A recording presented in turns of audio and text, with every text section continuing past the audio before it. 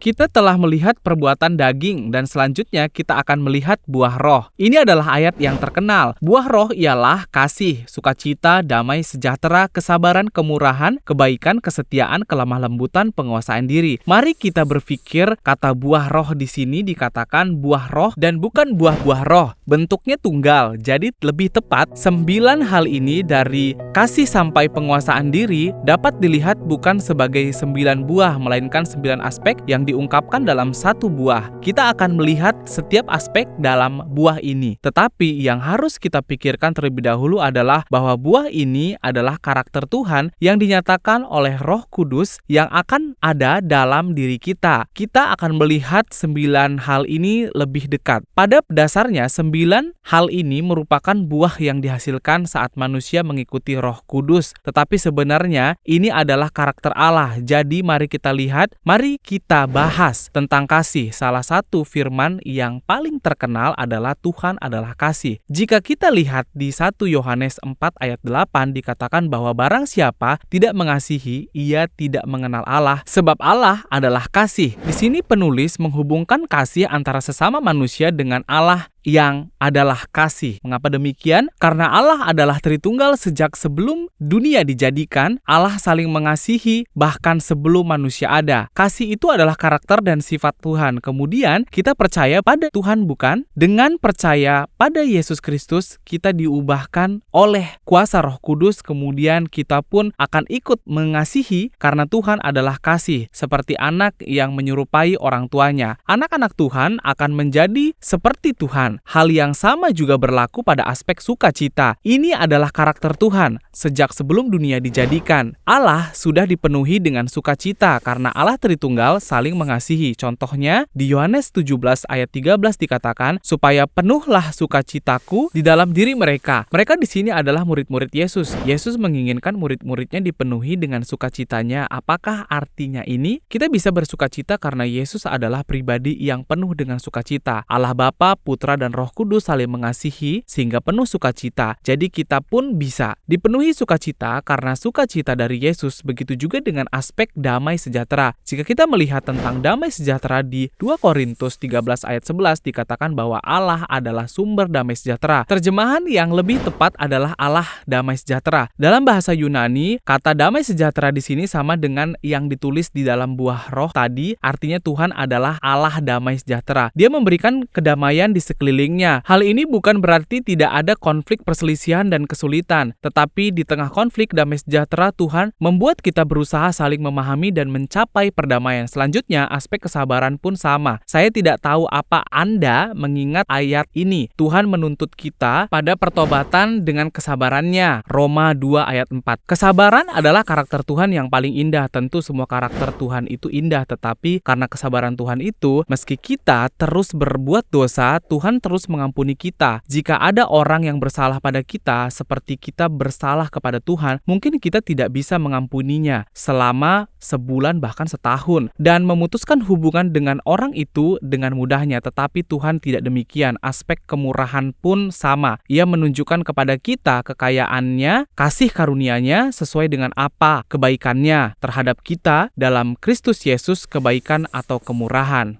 adalah bentuk kasih Tuhan yang diberikan kepada kita dengan melimpah-limpah. Ini berarti kita juga bisa bermurah hati kepada orang lain, bukan hanya seperti yang diberikan orang lain pada kita, tetapi lebih dari itu. Kita bisa melakukannya karena seperti itulah Tuhan kita. Tetapi hendaklah kamu ramah seorang terhadap yang lain, penuh kasih mesra dan saling mengampuni, sebagaimana Allah di dalam Kristus telah mengampuni kamu. Ini menunjukkan karakter kemurahan Tuhan. Dikatakan bahwa kita pun harus demikian. Karakter selanjutnya adalah kebaikan. Mazmur 119 ayat 68 mengatakan, engkau baik dan berbuat baik, ajarkanlah ketetapan-ketetapanmu kepadaku. Apa isi dari Mazmur 119?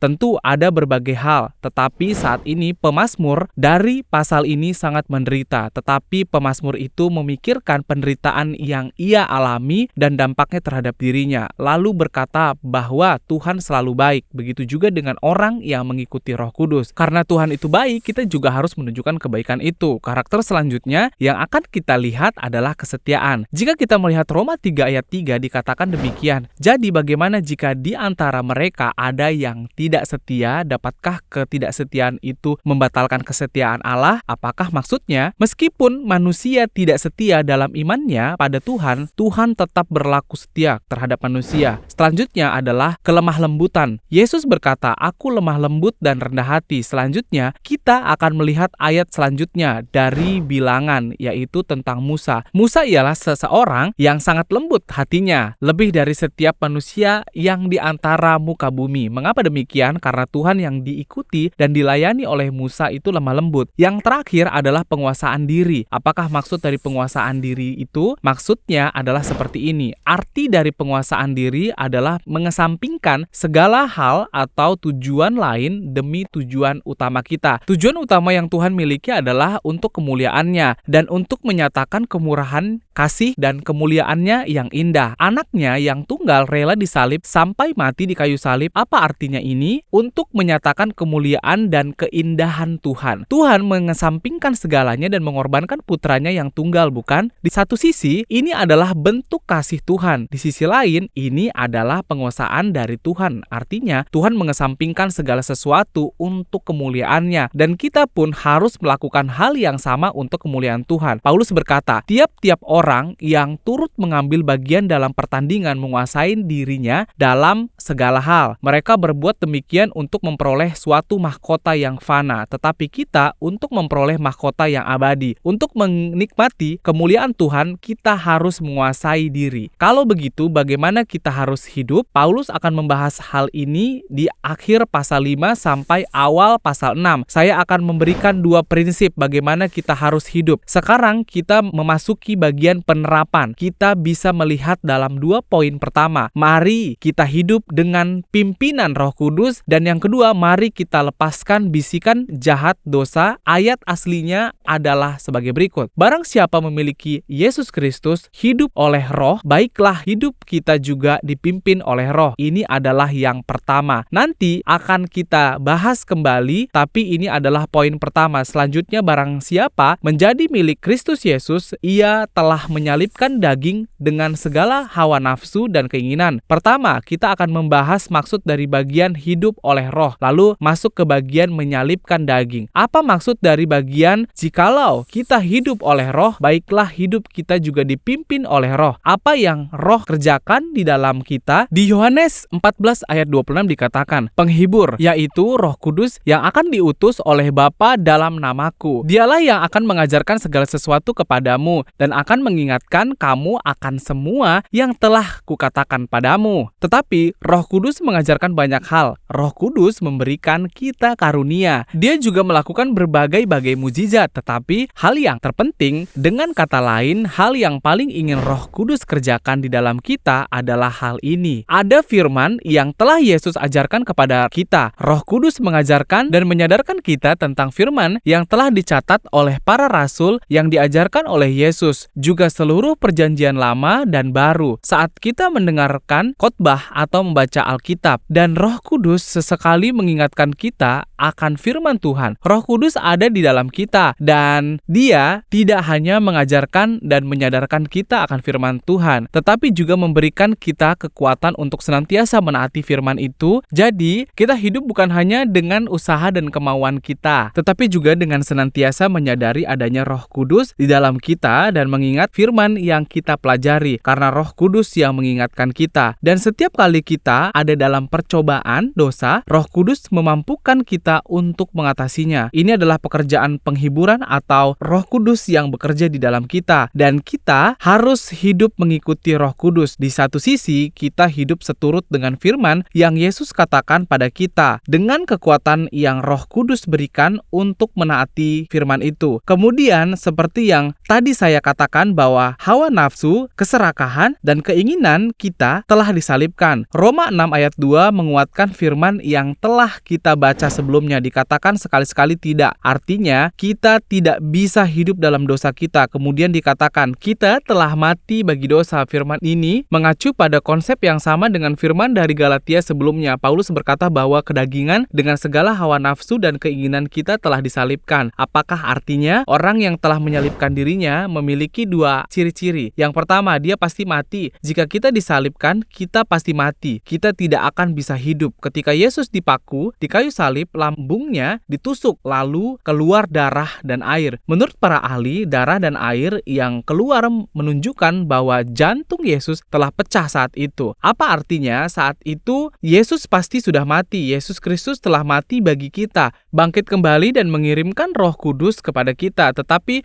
saat kita lahir baru, keinginan dosa dan keinginan daging dalam diri kitalah yang disalibkan. Karena itu, hal-hal itu pasti sudah mati, tetapi ciri-ciri kedua dari orang yang disalibkan adalah dia tidak mati secara langsung, tetapi mati dengan perlahan. Di zaman itu, tentara Romawi sering menyalibkan orang. Dikatakan bahwa orang yang mati di kayu salib menderita secara perlahan-lahan hingga 72 jam sebelum mereka mati. Seperti inilah dosa yang ada dalam diri kita. Sekarang, dosa kita sedang dipaku di kayu salib, jadi dosa itu akan mati. Di saat yang bersamaan dengan kematian daging kita, dosa dalam diri kita akan berakhir. Saat kita pergi ke surga, tidak ada lagi dosa dalam diri kita. Saat kita dibangkitkan, kita tidak akan lagi memiliki keinginan untuk berbuat dosa. Jadi dosa di dalam diri kita pasti akan mati. Tetapi dosa itu tidak langsung mati, melainkan masih hidup dan bergerak di dalam kita. Dosa itu berkata pada kita, "Dengarkan aku, teruslah berbuat dosa. Roh Kudus menyuruhmu untuk tidak mengikuti hawa nafsumu, tetapi teruslah berbuat dosa yang ingin kau lakukan." Lalu kita akan digoda. Jika kita mengikuti bisikan dosa, berarti kita tidak mengikuti Allah Roh Kudus yang hidup di dalam kita sebagai raja, melainkan mengikuti perkataan tawanan yang sudah digantung di kayu salib dan ditentukan untuk mati. Paulus mengatakan, apa yang telah Tuhan kerjakan di dalam kamu melalui Roh Kudus, melalui Roh Kudus Tuhan akan mengakhiri dosa-dosamu. Dosamu sudah ditetapkan untuk mati dan kamu sudah ditetapkan untuk dikuduskan dan menjadi indah. Mengapa kamu harus mengikuti keinginan dosa meski bisikan dosa terus ada di dalammu? Dosa itu telah mati di kayu salib, jadi jangan mengikuti bisikan dosa. Pekalah terhadap suara Roh Kudus dan ikutilah Dia, ikutilah firman Tuhan. Inilah yang Paulus bicarakan. Saat ini Allah Roh Kudus tidak hanya menyerahkan pengudusan pada kehendak kita saja, tetapi Dialah yang menciptakan kehidupan yang kudus dalam diri kita. Jadi Roh Kudus membuat kita mengasihi sesama dan menghasilkan buah roh, seperti yang telah kita bahas, dan di sisi lain Dia mematikan perbuatan daging kita. Sampai sekarang, di sesi ke-10 Kitab Galatia, kita telah mempelajari tentang buah roh dan perbuatan daging. Sekarang kita harus mempelajari lebih dalam tentang hal yang dikerjakan Roh Kudus di dalam kita. Sesi ke-10 akan saya akhiri sampai di sini. Di sesi ke-11 kita akan melihat hal yang dikerjakan Roh Kudus di dalam kita. Terima kasih sudah menyaksikan sampai saat ini.